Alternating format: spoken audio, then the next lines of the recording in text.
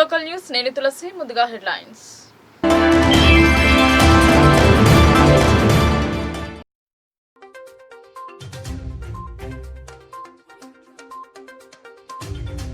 ప్రతిష్టాత్మకంగా కుల గణన కావాలని రాద్ధాంతం.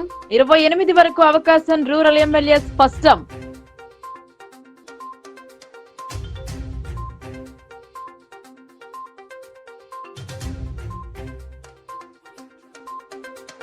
రీ ఎలక్షన్ కోసం ప్రజలు ఎదురు చూస్తున్నారు. ప్రజలలో కాంగ్రెస్ ఆదరణ కోల్పోయిందని జీవన్ రెడ్డి వెల్లడి.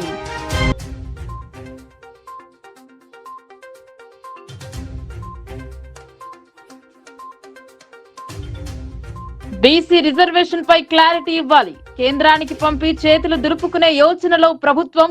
సర్కార్ తీరుపై కవిత ఫైర్.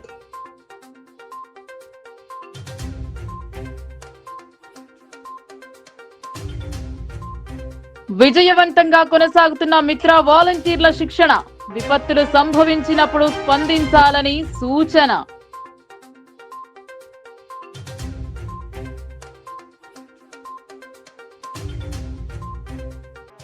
కారు నుండి 2 లక్షల రూపాయల చోరీ. వెంబడించి అపహరించిన దుండగులు. కేసు దర్యాప్తు చేస్తున్న పోలీసులు.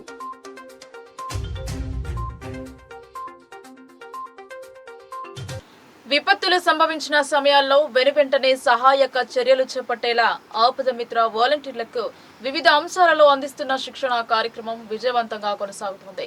సుశిక్షితులైన ఎన్డీఆర్ఎఫ్, అగ్నిమాపక, మత్స్యశాఖ అధికారులతో పాటు మాస్టర్ ట్రైనర్స్ ద్వారా విపత్తులను సమర్థవంతంగా ఎదుర్కొనే అంశాలపై ఆపద మిత్ర వాలంటీర్లకు శిక్షణ అందిస్తుండగా వారు ఉత్సాహంగా ఉల్లాసంగా పాల్గొంటున్నారు. జిల్లా కేంద్రంలోని మినీ ట్యాంక్ బండ్ వద్ద రఘునాథ చెరువులో వరదలో నీటి ప్రమాద ఘటనలు జరిగినప్పుడు చేపట్టాల్సిన సహాయక చర్యలపై ఆపద మిత్రులకు ప్రయోగాత్మక శిక్షణ ద్వారా అవగాహన కల్పించారు. అదనపు కలెక్టర్ కిరణ్ కుమార్ శిక్షణ కార్యక్రమాన్ని పర్యవేక్షించారు. రెస్క్యూ బోట్ ను ఎలా ఆపరేట్ చేయాలి, rescue rope, rescue tube, rescue guard, floater తదితర వాటిని ఎలా వినియోగించాలి అనే అంశాలను హైదరాబాద్ లోని మణికొండకు చెందిన నోబుల్ లైఫ్ సేవింగ్ సొసైటీకి చెందిన మాస్టర్ ట్రైనర్ మహేష్, వినోద్, అనిత పటేల్ లో స్వయంగా చేసి చూపిస్తూ ఆపద మిత్ర కార్యకర్తలతో చేయించారు. ఈ సందర్భంగా అదనపు కలెక్టర్ కిరణ్ కుమార్ మాట్లాడుతూ, ప్రకృతి పరంగా మానవ తప్పిదాల వల్ల విపత్తులు సంభవించిన సందర్భాల్లో ఆపద మిత్ర కార్యకర్తలు తక్షణమే స్పందించి సహాయక చర్యలు చేపట్టే విధంగా వారిని అన్ని విధాలుగా సన్నద్ధంచడం జరుగుతోందని అన్నారు. అగ్ని ప్రమాదాలు, భూకంపాలు, వరదలు, నీటి ప్రమాదాలు, భారీ జనసందోహం సమయాల్లో తొక్కిసలాట నివారణ, అత్యవసర పరిస్థితుల్లో అందించాల్సిన సేవలు తదితర అంశాలపై 3 దశల్లో 22 రోజుల పాటు ఆపద మిత్రులకు శిక్షణ అందించడం జరుగుతుందన్నారు. శిక్షణ విజయవంతంగా పూర్తి చేసుకున్న వారికి 10,000 రూపాయల విలువ చేసే విపత్తు సహాయ పరికరాలు అందించడంతో పాటు గుర్తింపు కార్డులు, బీమా సదుపాయాన్ని వర్తింప చేస్తామని అన్నారు. ఈ నెల 22వ తేదీ వరకు శిక్షణ అందించడం జరుగుతోందన్నారు. జిల్లా అగ్నిమాపక శాఖ అధికారి T Parameshwar, station fire officer A Vikram, కలెక్టరేట్లోని విపత్తుల విభాగం పర్యవేక్షకులు శ్రీనివాసరావు తదితరులు శిక్షణ కార్యక్రమాన్ని పర్యవేక్షించారు. ఇచ్చిన హామీ ప్రకారం బీసీలకు రాజకీయ రంగంలో 42% రిజర్వేషన్లు కల్పిస్తూ మరొక బిల్లును పెట్టాలని, అప్పుడే రిజర్వేషన్లు వర్తిస్తాయని ఎమ్మెల్సీ కవిత అన్నారు. జనగామ పర్యటనలో భాగంగా రాష్ట్ర ప్రభుత్వ తీరుపై ఆమె ఘాటు వ్యాఖ్యలు చేశారు. బీసీ బిల్లుపై బీఆర్ఎస్ ఎమ్మెల్సీ కల్వకుంట్ల కవిత కీలక వ్యాఖ్యలు చేశారు. బీసీ బిల్లును ఆమోదించి కేంద్రానికి పంపి చేతులు దులుపుకుంటే కుదరదన్నారు. ఒక బిల్లు కాదు, 3 వేర్వేరు బిల్లులు పెట్టాలన్నారు. విద్యలో 46% రిజర్వేషన్లు కల్పిస్తూ ఒక బిల్లు పెట్టాలన్నారు. ఉద్యోగాల్లో 46% రిజర్వేషన్లకు మరొక బిల్లు పెట్టాలని కోరారు. 42% స్థానిక ఎన్నికల్లో రిజర్వేషన్లు కల్పిస్తామని కాంగ్రెస్ హామీ ఇచ్చిందని గుర్తు చేశారు. ఇచ్చిన హామీ ప్రకారం బీసీలకు రాజకీయ రంగంలో 42% రిజర్వేషన్లు కల్పిస్తూ మరొక బిల్లును పెట్టాలన్నారు. బిల్లు పెట్టిన వెంటనే నోటిఫికేషన్ జారీ చేస్తేనే ఎన్నికల్లో రిజర్వేషన్లు సాధ్యమవుతాయన్నారు. కానీ జాప్యం చేసి ఇతరులు కోర్టుకు వెళ్లేలా అవకాశం ఇచ్చి చేతులు దులుపుకోవాలని ప్రభుత్వం చూస్తున్నట్లు నిర్దిష్టమైన సమాచారం ఉందని విమర్శించారు. పెంబర్తి అంటే హస్త కళాకారులకు పెట్టింది పేరు. మరి అటువంటి పెంబర్తి రావడం, మొత్తం సొసైటీకి సంబంధించినటువంటి సభ్యులందరినీ కూడా కలవడం, గ్రామంలో ఉన్నటువంటి చాలా పవర్ఫుల్ దేవాలయం అమ్మవారిని దర్శించుకోవడం, మా అమ్మాయి అమ్మవారిని దర్శించుకోవడం, అదేవిధంగా సర్దార్ సర్వాయి పాపన్న గౌడ్ గారికి మనం గౌరవించుకోవడం, మరి ఇట్లా అనేకమైనటువంటి అంశాలతోని వాళ్ళ పెంబర్తి విజిట్ జరుగుతూ ఉంది. జనగామ జిల్లా కావాలని చెప్పి తెలంగాణ ఉద్యమ సందర్భంగా మనం కలగన్నాం. మరి వాళ్ళ తెలంగాణ వచ్చినాక కళ సాకారమై అద్భుతంగా అభివృద్ధిలో జనగామను ముందుకు తీసుకొని వెళ్ళినటువంటి నాయకుడు పెద్దలు గౌరవనీయులు కేసీఆర్ గారికి జనగామ జిల్లా ప్రజలందరూ కూడా వారు గుర్తు చేస్తూ ఉన్నారు. ఎందుకంటే 60 ఏళ్ళు ఆంధ్ర పాలనలో ఎన్నడూ కూడా జనగామ జిల్లా అవుతుందని కానీ, జిల్లా అయినాక మెడికల్ కాలేజ్ కానీ అనేకమైనటువంటి సదుపాయాలు ఇవాళ జనగామకు వచ్చినాయి, అవి రావని అనుకున్నారు. కానీ ఇవాళ అవన్నీ కూడా సాధ్యపడ్డదంటే కేవలం కేసీఆర్ గారి నాయకత్వంలోనే అవన్నీ సాధ్యపడ్డదన్న విషయాన్ని మనం గమనించుకోవాలి. ఇవాళ మీరు చూస్తూ ఉన్నారు, మరి అనేకమైనటువంటి కార్యక్రమాలు మనం హస్తకళలను పెంపొందించడానికి ఇదివరకు చేయడం జరిగింది. కానీ ఇప్పుడు అవన్నీ కూడా కుంటుపడ్డ దిశగా కనబడతా ఉంది. ఇక్కడ మహిళలందరూ నాకు చెప్తా ఉన్నారు, మరి ఇంత పెద్ద పేరున్నటువంటి గ్రామంలో ఇప్పుడు ఉచిత బస్సు అని పెట్టింది కానీ కనీసం బస్సు కూడా ఆగుతలేదు మా ఊర్లో అని చెప్తున్నటువంటి పరిస్థితి ఉన్నది. సో ప్రభుత్వానికి నేను విజ్ఞప్తి చేస్తూ ఉన్నా, ప్రపంచవ్యాప్తంగా పేరున్నటువంటి గ్రామం పెంబర్తి గ్రామం. నిన్న మొన్ననే పోయిన సంవత్సరం కేంద్ర ప్రభుత్వం కూడా టూరిజం స్పాట్లో పెంబర్తి గ్రామాన్ని పెట్టినటువంటి గ్రామం. కాబట్టి ఖచ్చితంగా పెంబర్తిలో పర్మనెంట్ బస్ స్టాప్ ఏర్పాటు చేయాలి, బస్సులు ఇక్కడ ఆగాలని నేను డిమాండ్ చేస్తూ ఉన్నాను. అదేవిధంగా ఇవాళ మనం చూస్తూ ఉన్నాం, తెలంగాణ వ్యాప్తంగా కూడా మొత్తం బడుగు బలహీన వర్గాల బిడ్డలందరూ కూడా మేల్కొని మరి అందరం కూడా కలిసి ఉద్యమాలు చేయడం జరిగింది. మీ అందరికీ తెలుసు, తెలంగాణ జాగృతి నుండి గత 13 ఏళ్ల కింద ఉమ్మడి ఆంధ్రప్రదేశ్లోనే అసెంబ్లీలో అంబేద్కర్ విగ్రహం పెట్టాలని అడిగినటువంటి సంస్థ జాగృతి సంస్థ.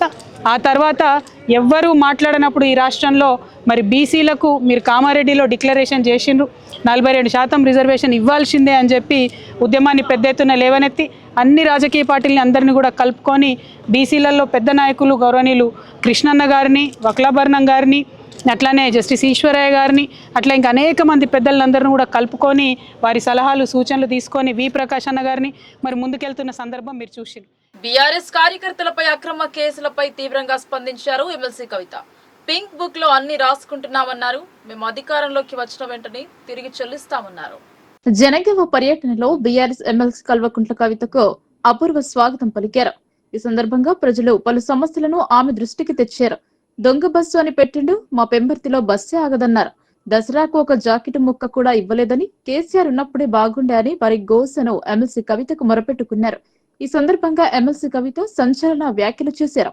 లెక్కలు ఎలా రాయాలో మాకు తెలుసు, మీ లెక్కలు తీస్తామన్నారు. కాంగ్రెస్ ప్రభుత్వం కక్షపూరితంగా వ్యవహరిస్తోందన్నారు. రైతు డిక్లరేషన్ పై నిలదీస్తారని రాహుల్ గాంధీ వరంగల్ పర్యటనను రద్దు చేసుకున్నారన్నారు. సామాజిక మాధ్యమాల్లో చిన్న విమర్శ చేసినా సీఎం రేవంత్ భయపడుతున్నారని పేర్కొన్నారు. దేశవ్యాప్తంగా రాజ్యాంగాన్ని పట్టుకుని రాహుల్ గాంధీ తిరుగుతారు, కానీ తెలంగాణ రేవంత్ రెడ్డి మాత్రం రాజ్యాంగాన్ని ఖూనీ చేస్తారన్నారు.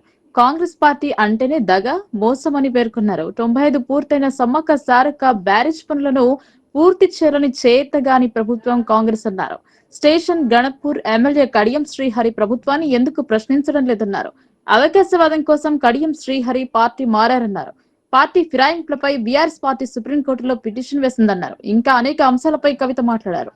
రైతు డిక్లరేషన్ లో 0.5% కూడా ఇంప్లిమెంట్ చేయలేవాళ్ళు, ఆ భయంతోనే వెళ్ళిపోయినటువంటి పరిస్థితి. ఇవాళ భయం ఎందుకు? ట్విట్టర్లో ఎవరైనా ఒక కమెంట్ పెడితే భయం ముఖ్యమంత్రి గారికి, తెల్లారికల్లా అరెస్ట్ వస్తుంది ఇంటికి. ఫేస్బుక్లో ఎవరైనా ఒక వీడియో పెడితే భయం ముఖ్యమంత్రి గారికి, తెల్లారికల్లా పోలీసు వాళ్ళు వస్తారు. అదే క్రమంలో మా కోఆర్డినేటర్ మనోజ్ రెడ్డి గారి మీద కూడా మరి కేసులు పెట్టి పాపం తమ్ముడిని తనను 16 రోజుల పాటు వాళ్ళ కుటుంబాన్ని ఆయనను ఇబ్బంది పెట్టి జైల్లో పెట్టడం జరిగింది. మేము కూడా చూస్తూ ఉన్నాం.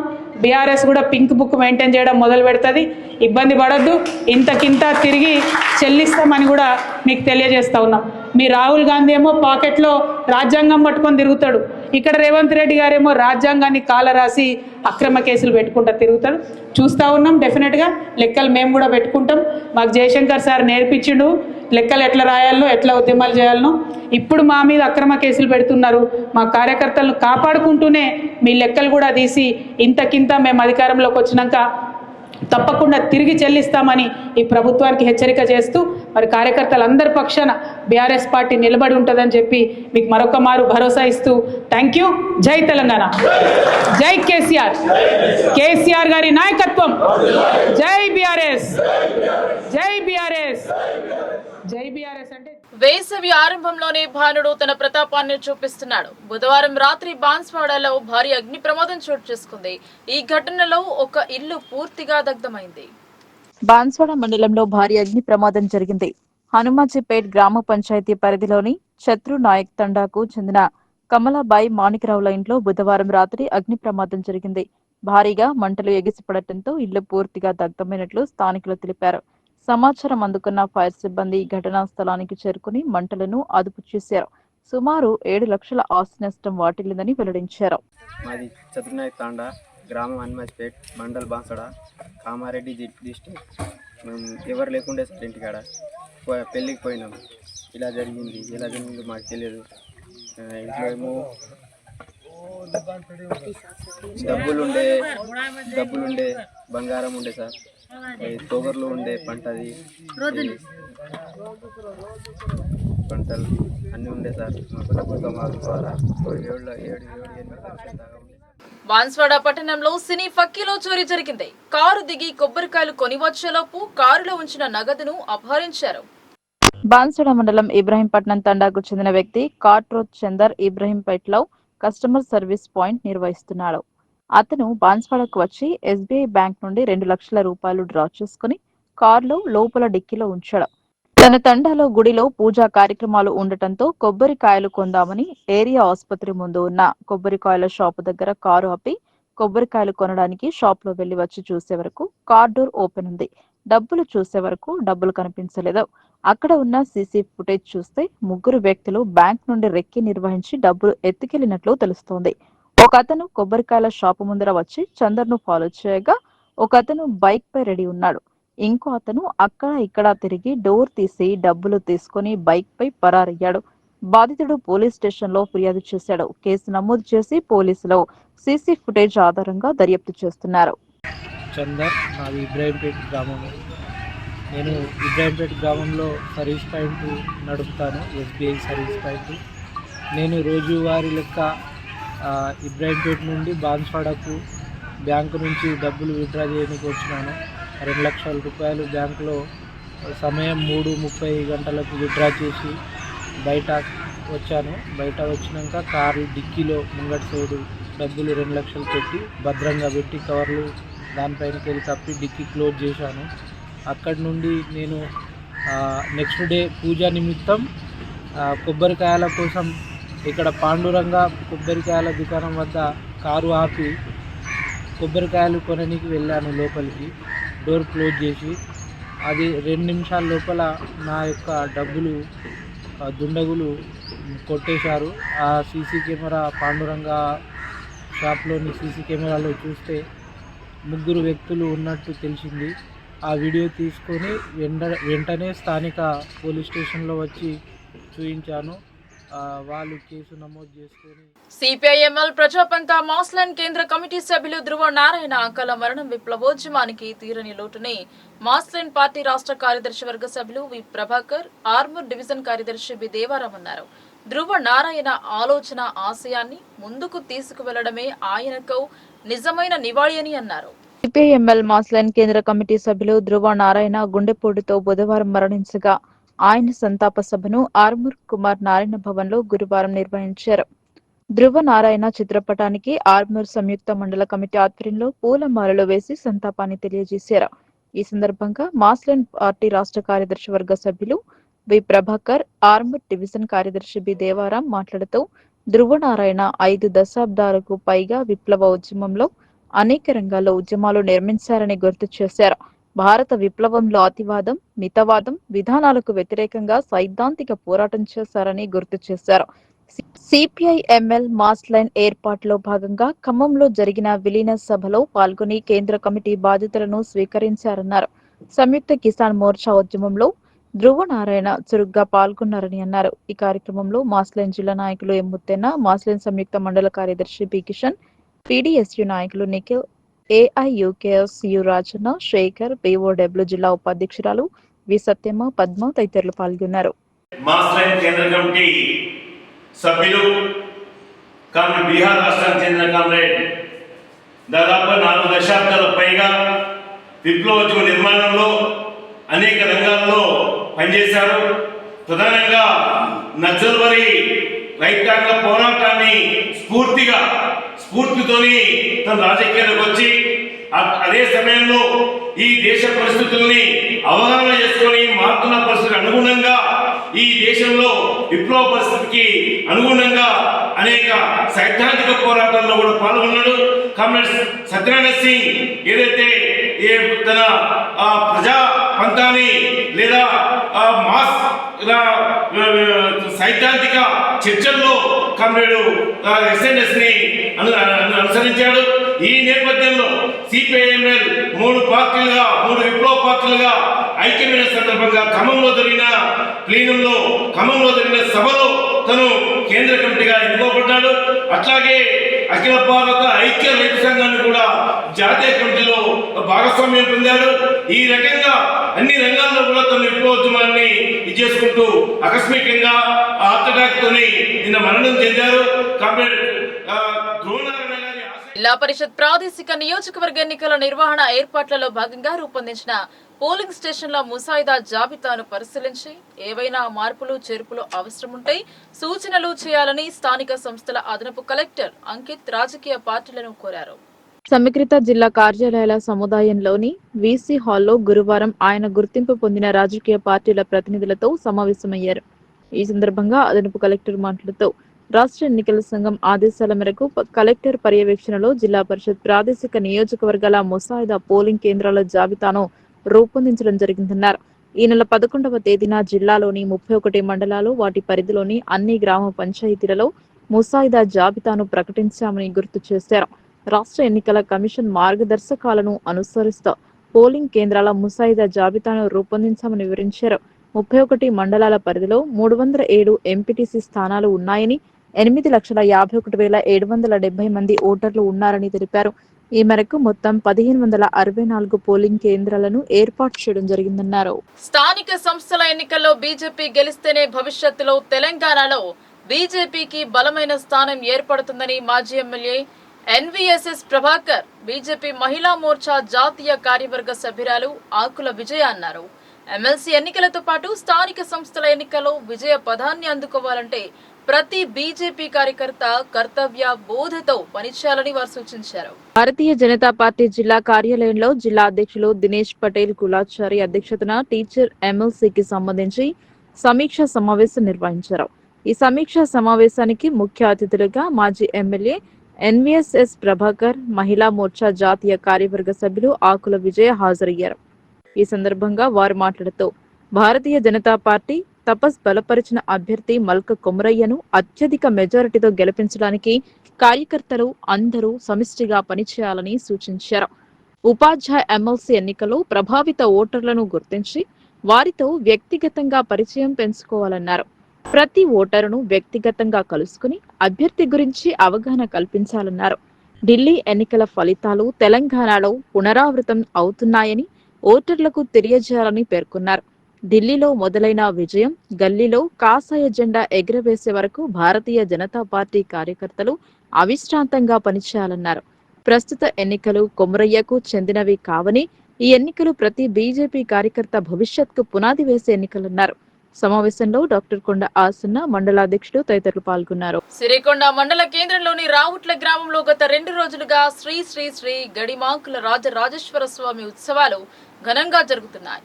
నిజామాబాద్ రూరల్ శాసనసభ్యులు డాక్టర్ రేకులపల్లి భూపతిరెడ్డి పాల్గొని రాజరాజేశ్వర స్వామిని దర్శించుకుని ప్రత్యేక పూజలు నిర్వహించి మొక్కులు చెల్లించుకున్నారు. సిరికొండలో పర్యటించిన రూరల్ ఎమ్మెల్యే భూపతిరెడ్డి మీడియా సమావేశంలో మాట్లాడుతూ కులగణన భారతదేశంలో మొట్టమొదటిసారిగా తెలంగాణ కాంగ్రెస్ ప్రభుత్వం పకడ్బందీగా ఎటువంటి లోటుపాట్లకు తావు లేకుండా చేస్తుందని అన్నారు. కానీ ఈ సర్వేను కొందరు రాజకీయంగా చూస్తూ దానిని తప్పుదోవ పట్టించే విధంగా మాట్లాడుతున్నారని అన్నారు. ఈ కులగణన అనేది దాదాపు 96% పూర్తయిందని, మిగిలిన 4% తెలంగాణ ప్రభుత్వం మళ్లీ సర్వే నిర్వహించాలని నిర్ణయం తీసుకుందని, కాబట్టి ఎవరైతే ఈ కులగణనలో వివరాలు ఇవ్వని వారు ఈ నెల 16వ తేదీ నుండి 28వ తేదీ వరకు నమోదు చేసుకోవాలని తెలిపారు. దీనితో పాటు కాంగ్రెస్ ప్రభుత్వం ఎన్నికల సమయంలో ఇచ్చిన హామీలను తూచా తప్పకుండా ఒక్కొక్కటిగా అమలు చేస్తుందని, ఇందులో భాగంగా రేషన్ కార్డుల జారీ ప్రక్రియ, ఇందిరమ్మ ఇండ్ల ప్రక్రియ, రైతు భరోసా, రైతు బీమా, ఆత్మీయ భరోసా పథకం అమలు చేస్తుందని అన్నారు. రేషన్ కార్డులో ఇందిరమ్మ ఇండ్ల ప్రక్రియ అనేది నిరంతరంగా కొనసాగుతుందని, అందువల్లనే దాదాపుగా 40 లక్షల రేషన్ కార్డుల అప్లికేషన్లు వచ్చాయని, వాటిని పరిశీలన చేసి అందరికీ రేషన్ కార్డులు వచ్చే విధంగా కాంగ్రెస్ ప్రభుత్వం అమలు చేస్తుందని తెలిపారు.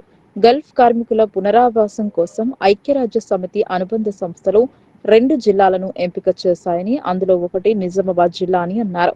ఈ నిజామాబాద్ జిల్లాలో నిజామాబాద్ రూరల్ అసెంబ్లీ నియోజకవర్గం పరిధిలోని సిరికొండ మండలంలో గల మైలారం, న్యావనంది, దర్పల్లి మండలంలో దుబ్బాక, హొన్నజిపేట్ గ్రామాలను ఈ ప్రాజెక్టు కోసం ఎంపిక చేశాయని అన్నారు.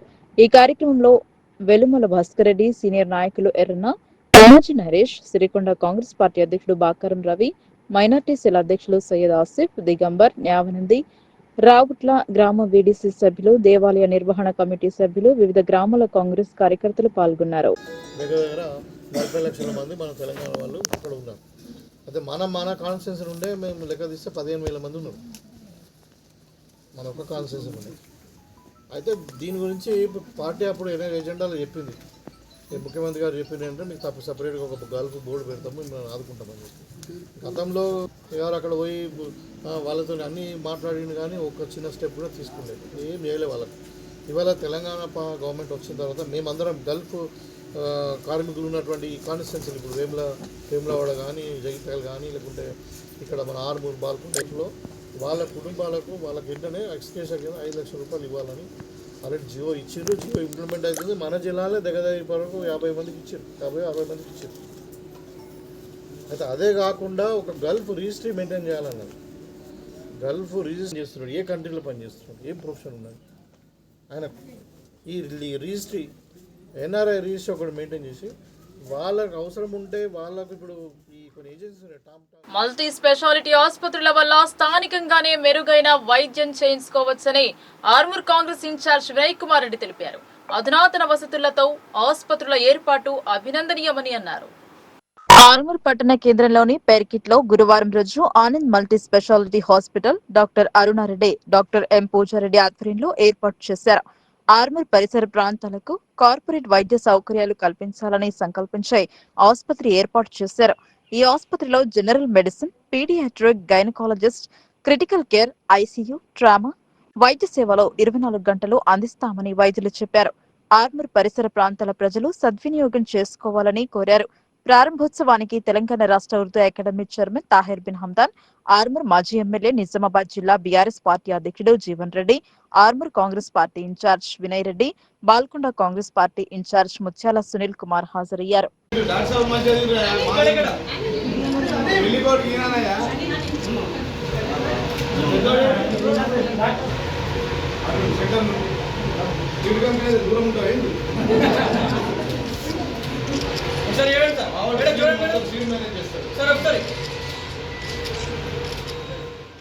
కాంగ్రెస్ పై ప్రజలలో నమ్మకం పోయిందని రీ ఎలక్షన్ కోసం ఎదురు చూస్తున్నారని జిల్లా బీఆర్ఎస్ అధ్యక్షుడు జీవన్ రెడ్డి అన్నారు.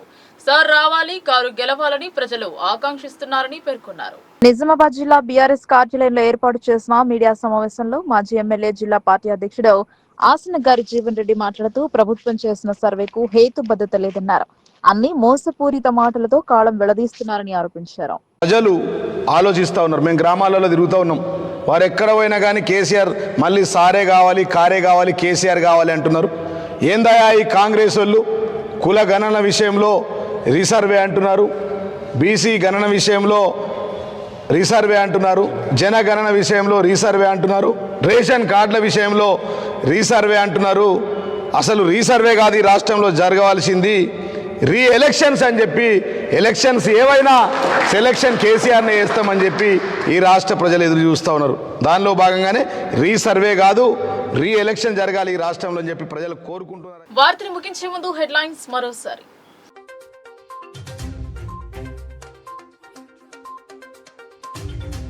ప్రతిష్టాత్మకంగా కుల గణన కావాలని రాద్ధాంతం, 28 వరకు అవకాశం రూరల్ ఎమ్మెల్యే స్పష్టం.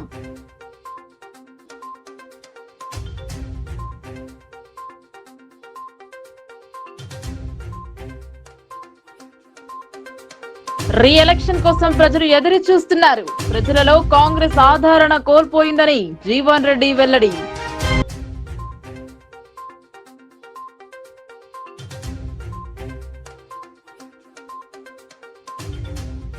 బీసీ రిజర్వేషన్ పై క్లారిటీ ఇవ్వాలి, కేంద్రానికి పంపి చేతులు దులుపుకునే యోచనలో ప్రభుత్వం, సర్కార్ తీరుపై కవిత ఫైర్.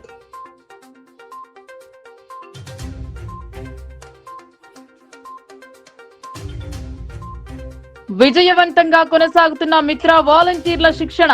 విపత్తులు సంభవించినప్పుడు స్పందించాలని సూచన.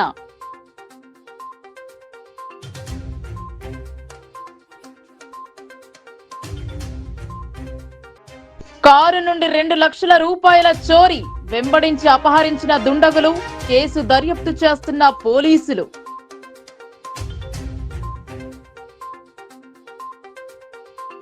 ఈ వార్తలు ఇంతటితో సమాప్తం. తిరిగి ప్రసారమయ్యే వార్తల్లో మళ్ళీ కలుద్దాం. అంతవరకు చూస్తూనే ఉండండి మీ లోకల్ న్యూస్. మన ఊరు మన వార్త.